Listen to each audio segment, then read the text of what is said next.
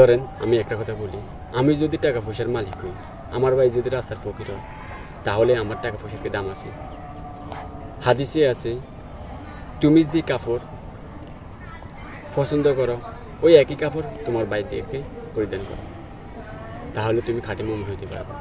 এটা বুখারী শরীফের হাদিস, এটা আমার কথা না, এটা আল্লাহর কথা, আল্লাহ রসুলের কথা। তাহলে আমরা ভাই ভাইয়ের সাথে ঝগড়া করি, ভাই ভাইয়ের সাথে বিবাদ করি, লাভ হবে কি? দিন শেষে কোনো ফায়দা হবে না। কারণ আমি যদি টাকার পয়সার মালিক হই, আমার ভাই যদি রাস্তার ফকির হয়, তাহলে কি আমার টাকা পয়সার দাম আছে? কখনো না। তাহলে আমরা ভাই মিলে মিলমিশে থাকবো, কখনো এক ভাই এক ভাইয়ের সাথে কখনো ঝগড়া করবো না।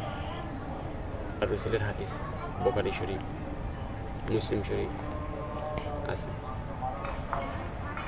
তো এই একইভাবে মনে করেন মানুষ দুনিয়ার থেকে যাইতে হলে কতটুকু জায়গা লাগে? 3.5 হাত, এর চেয়ে তো বেশি না।